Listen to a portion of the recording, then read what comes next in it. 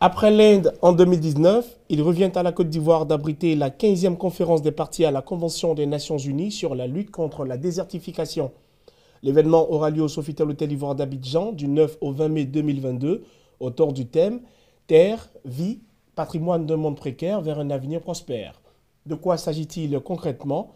Quel est l'intérêt pour la Côte d'Ivoire d'organiser un tel événement? Comment l'organisation se prépare-t-elle? Autant de questions auxquelles notre invité tentera d'apporter des éléments de réponse. C'est avec plaisir que nous recevons Abou Bamba sur le plateau de cette info. Il est le président du comité d'organisation de la COP 15. Bienvenue à vous. Merci, M. Kodio. D'entrée de jeu, comment faire comprendre à la grand-mère du village ce que c'est que la COP 15? À la grand-mère du village, on dira la COP 15, c'est un grand rassemblement mondial où les gens vont venir de l'ensemble des pays de la planète, donc 196 pays, y compris plusieurs organisations internationales, pour venir discuter d'une problématique qui intéresse la grand-mère du village et bien d'autres habitants du village, c'est-à-dire la dégradation des sols, la désertification qui est un frein effectivement à l'avancée socio-économique, et un frein à la production agricole. Et donc tous ces pays-là, tous ces individus de 196 pays vont se retrouver ici à Abidjan pour discuter, pour décider sur des grandes questions concernant cette thématique-là, afin que des engagements soient pris, qui soient juridiquement contraignants, et que par la suite, ces engagements-là soient appliqués au niveau des États, au niveau local, au niveau régional, pour aider au développement socio-économique des pays. Donc on peut dire à la grand-mère qu'il s'agit donc d'un rassemblement mondial visant à aider à l'amélioration des conditions de vie des gens, et en particulier des habitants du monde rural, en Côte d'Ivoire et partout dans le monde. Et la Côte d'Ivoire a l'honneur d'abriter un tel événement. Ce qu'on veut chercher à savoir maintenant, c'est les critères qui ont pu jouer en la faveur de ce pays pour organiser la COP 15. Il y a plusieurs critères effectivement qui ont joué en faveur de la Côte d'Ivoire. L'un d'entre eux, c'est la stabilité, si vous voulez, du pays. Ensuite, on regarde aussi la réputation dont jouit la Côte d'Ivoire à l'extérieur, les progrès réalisés au niveau socio-économique, la disponibilité de certaines infrastructures ici en Côte d'Ivoire, que ce soit au niveau des hôtels, au niveau des routes, au niveau des moyens de transport. Donc tous ces éléments-là, si vous voulez, ont joué en faveur du choix de la Côte d'Ivoire pour abriter cette importante manifestation. Un autre élément aussi qu'on pourrait mettre en ligne de jeu, c'est le fondement même de la nation, le fondement même de notre pays, qui repose depuis plusieurs années, depuis plusieurs décennies, sur la pratique de l'agriculture, donc l'exploitation de la terre, du sol, de ces 322 000 km² là. Donc c'est tout un ensemble de critères qui ont milité, si vous voulez, en faveur de la Côte d'Ivoire dans le choix, en tout cas, de notre pays pour abriter cette manifestation importante. C'est un événement international qui va réunir plusieurs pays. Vous avez parlé de 196 au total. Qui attendons-nous au juste et au nombre de combien sont les participants? Nous attendons plusieurs pays, en effet. Vous pouvez prendre des pays du Pacifique, certaines îles, en tout cas, comme Saint-Kitts-et-Névis, Saint-Vincent des Grenadines, des pays dont on n'a jamais entendu parler ici en Côte d'Ivoire qui seront là. C'est toutes les régions du monde. Donc, on attend environ, on va dire, plus de 5000 délégués de l'ensemble de la planète. Il s'agit d'une manifestation internationale et non d'une manifestation nationale ou régionale. Donc, les gens vont venir de l'ensemble de la planète. 5000 personnes au minimum. On pourrait avoir beaucoup plus. Donc, parmi eux, on remarquera effectivement des chefs d'État, des ministres, des souverains, parce que dans le cadre de cette manifestation, le président de la République a convoqué effectivement un sommet des chefs d'État où il a invité ses pairs pour discuter justement sur cette thématique-là et faire une déclaration politique de haut niveau et assez ambitieuse justement pour régler les problèmes liés à la désertification, à la dégradation des sols et puis à la sécheresse. Donc, ça va être environ 1000 experts, une centaine, enfin plusieurs centaines de journalistes. On parle de 700 journalistes qui couvriront de par le monde la manifestation d'Abidjan. Donc, dans cet esprit-là, on peut dire que pendant 2 semaines, Abidjan sera le centre névralgique, le centre diplomatique, le centre économique, le centre financier, le centre économique, en tout cas, du débat sur la gestion durable des terres. Donc, tout va se discuter, tout va se décider ici à Abidjan sur cette problématique-là en particulier, qui ne concerne pas uniquement la Côte d'Ivoire, mais qui concerne l'ensemble de la planète. La réussite d'un tel événement nécessite forcément une bonne organisation. Et dans l'une de vos déclarations, vous disiez, et je cite, mon équipe et moi ne ménagerons aucun effort pour faire de la COP15 d'Abidjan un succès historique et une véritable opportunité d'accélération du développement de notre pays. Fin de citation. Sur quoi vous appuyez-vous pour espérer réussir un tel challenge? Quelles sont vos armes au juste? Pour réussir un tel challenge, on s'appuie naturellement sur la qualité, les membres de l'équipe, là, plusieurs centaines de personnes dans différentes administrations, différents ministères, au niveau des ONG, au sein de la population elle-même. Beaucoup de gens sont mobilisés pour la réussite de cette manifestation. Et puis il y a l'engagement politique aussi au très haut niveau, justement pour avoir déjà accepté cette manifestation, qu'elle se tienne ici en Côte d'Ivoire. Donc c'est autant d'atouts en tout cas qui jouent en notre faveur pour arriver à un succès historique, comme je disais, parce que c'est la première fois dans l'histoire de la Côte d'Ivoire, depuis 1960, qu'une telle manifestation est organisée par les Nations Unies dans notre pays. Et l'autre élément concernant l'accélération du développement socio-économique de notre pays, c'est qu'à l'issue de cette COP, la Côte d'Ivoire va lancer ce qu'on appelle le programme Héritage d'Abidjan ou Initiative d'Abidjan. Donc un vaste programme aussi qui n'a jamais eu lieu auparavant dans notre pays, qui est un pays de tradition très agricole, un vaste programme de restauration et de réhabilitation des sols dégradés dans tout le pays, dans toute la Côte d'Ivoire, en vue d'accélérer, si vous voulez, de façon exponentielle la production agricole dans notre pays. Augmenter la production agricole, ça va se traduire naturellement par la création d'emplois, par l'inclusion du genre, par l'amélioration des conditions de vie de ces braves femmes-là qui tous les jours produisent des aliments que nous mangeons ici à Abidjan, la création d'emplois pour les jeunes, la création de richesses même très simplement en augmentant le produit intérieur brut et puis en redistribuant aussi cette richesse à travers tous les composants de la nation. Et enfin, essayer de voir dans quelle mesure aussi on peut réduire les disparités qui existent entre les régions dans notre pays. Donc c'est un ensemble d'éléments socio-économiques. La COP peut paraître effectivement comme une manifestation sur l'environnement, mais l'environnement est juste un moyen. L'agriculture est juste un moyen. À la fin, in fine, ce que l'on vise, c'est l'amélioration des conditions de vie de toute la population de la Côte d'Ivoire à travers une augmentation significative, si vous voulez, de la production agricole dans notre pays. Monsieur le PCO, l'organisation d'une telle rencontre à Abidjan pourrait coûter combien de francs CFA à la Côte d'Ivoire?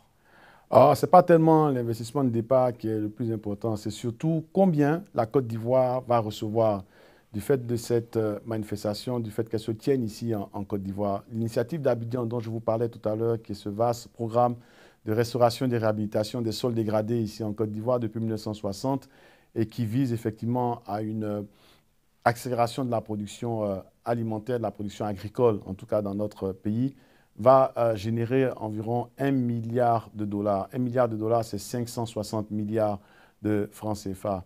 Donc, franchement, c'est beaucoup d'investissements. Vous allez voir ici à Abidjan, les chefs d'organisations d'aide de développement, comme la Banque africaine de développement, la Banque mondiale, tous ces individus, toutes ces organisations ont été invités. Elles ont été approchées pour financer l'initiative d'Abidjan. Et les premières réactions, en tout cas, sont assez favorables, pour ne pas dire très favorables. Nous avons bon espoir qu'à l'issue de cette conférence des parties, le pays réussisse à mobiliser ce niveau de financement. Donc, en termes d'investissement, comparé à ce que nous pensons obtenir de la part des bailleurs de fonds, la comparaison est sans aucune mesure. Alors, est-ce que vous bénéficiez de l'appui technique ou financier des organisations au niveau international? Oui, effectivement, nous bénéficions de l'appui technique et financier des organisations internationales, des banques de développement, puis naturellement aussi au plus haut niveau du gouvernement ivoirien pour le succès non seulement de cette manifestation, mais surtout le succès de l'initiative d'Abidjan, qui va être le résultat de notre point de vue, en tout cas le plus important au sortir de cette COP-là, au sortir du 20 mai 2022. Nous sommes à quelques jours de l'ouverture de la COP 15.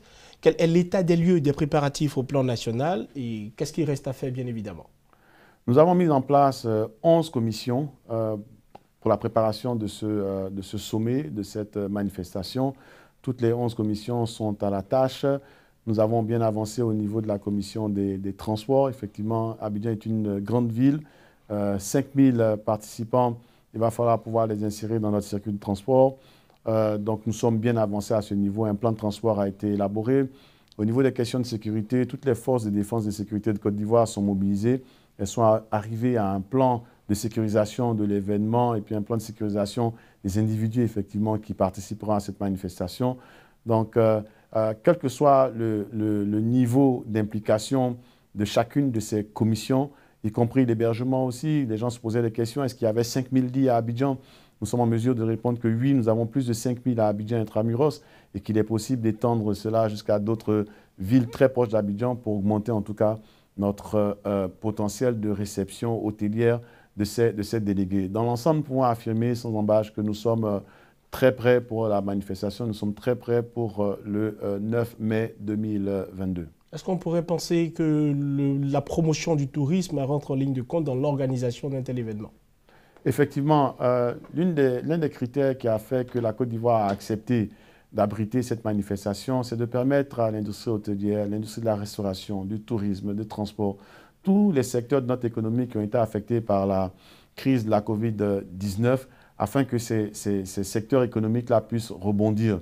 Vous n'êtes pas sans imaginer que la présence ici en Côte d'Ivoire de 5000 délégués qui viendront avec leurs ressources, habiter dans des hôtels, prendre des taxis, prendre des bus, aller dans des restaurants, dans des maquis, se déplacer à l'intérieur du pays, dans des cars et tout ça, vont avoir forcément un effet induit sur notre économie et vont permettre effectivement à tous ces secteurs qui avaient été affectés par la maladie à Covid-19 de rebondir en tout cas au niveau économique. Et nous sommes en ce moment ici en Côte d'Ivoire, c'est bien vrai que nous avons une économie complètement résiliente, mais la COP va être aussi un outil pour favoriser en tout cas les effets économiques et les effets financiers induits dans notre économie et faire de telle sorte que tous les Ivoiriens qui travaillent dans ces secteurs-là puissent obtenir en tout cas puissent obtenir un bénéfice, puissent obtenir un salaire, puissent obtenir des ressources financières en tout cas pour faire fonctionner leurs entreprises. L'organisation de la COP15 est une rencontre en faveur des agriculteurs, non seulement de Côte d'Ivoire, mais de tout le monde entier. Est-ce que les citoyens lambda vivant à Abidjan, vivant en Côte d'Ivoire, peuvent participer de façon personnelle ou individuelle à cet événement? Peut-être corriger sur la perception qu'on peut avoir de la COP15, faire la part belle à l'agriculteur, effectivement. Mais il faut comprendre qu'il y a l'agriculteur et il y a toutes les personnes, il y a tous les partenaires, tous les individus en tout cas, qui gravitent autour de ce qu'on appelle les métiers de la terre qui ne sont pas forcément agriculteurs. Donc il s'agit en tout cas d'élargir la base de l'impact en tout cas que ça peut avoir sur les différentes catégories socio-économiques, bien catégories sociales de notre pays. Ce n'est pas seulement que les agriculteurs, c'est tous ceux qui vendent par exemple des engrais, c'est tous ceux qui commercialisent, c'est tous les transporteurs de la production agricole, c'est tous les métiers liés à la terre. Maintenant, pour revenir à votre question, est-ce que l'Ivoirien lambda peut s'inscrire? Effectivement, l'Ivoirien lambda peut s'inscrire et participer à la COP. Nous avons un site web à l'intérieur duquel chacun peut aller s'inscrire et être accrédité. Ce n'est pas une conférence ouverte au public. Il faut, pour des raisons de sécurité, s'enregistrer avant d'avoir accès au campus du Sofitel Hôtel Ivoire. Est-ce qu'on peut avoir des informations sur le site web en question? Le site web, c'est www.unccd.int. C'est une rencontre qui va rassembler plus de 196 pays, vous l'avez dit plus tôt. Quels sont les dispositifs mis en place pour se préserver de la contamination ou de la propagation de la Covid-19? Ça sera la dernière question. Concernant les questions relatives à la Covid-19 et à la santé, nous avons une commission qui porte ce nom et qui est arrivée effectivement avec un protocole anti-Covid et puis un guide aussi anti-Covid concernant aussi les questions de santé, d'autres pathologies qui ne sont pas forcément la Covid, des dispositions ont été prises. Dans le même registre, nous avons fait venir à Abidjan ici, grâce au soutien du Royaume-Uni de Grande-Bretagne, la personne qui était en charge de la Covid, la sécurité et le transport lors de la COP26 à Glasgow. La COP26 sur les changements climatiques, il faut comprendre qu'il s'agissait d'une COP qui a accueilli 40 000 personnes. Nous, à Abidjan, ici, on attend entre 5 000 et 10 000 personnes. Donc, nous avons bénéficié de l'assistance technique de cette personne-là qui est venue à Abidjan ici avec nous pendant une semaine. Nous avons testé le dispositif mis en place par les Ivoiriens, par les chercheurs ivoiriens, par les médecins ivoiriens, les personnels de santé ivoiriens. Et cette dame-là nous a délivré un blanc-seing en disant qu'effectivement, le dispositif mis en place était efficace et permettrait effectivement de réduire la contamination pour la maladie à Covid-19. Et même mieux, il a été proposé que toute personne qui voudra pénétrer sur le campus du Sofitel Hôtel d'Ivoire devrait être vaccinée. Et en plus de ça, nous avons aussi demandé à ce que de façon sélective, des tests antigéniques soient faits pendant que la conférence va se réaliser. Donc c'est pour vous dire qu'il y a toute une série de mesures sanitaires qui ont été prises effectivement pour empêcher que la COP 15 ne soit un cluster de propagation de la maladie à Covid-19. Donc on peut rassurer la population, on peut rassurer les autorités que toutes les mesures sont prises pour qu'effectivement la COP se déroule dans les meilleures conditions et que la Covid ne soit pas un obstacle au déroulement de cette manifestation. La régie me fait comprendre qu'il nous reste encore quelques petites minutes. Ça me permet de poser la question suivante. C'est quoi la différence entre la COP 15 et la COP 21?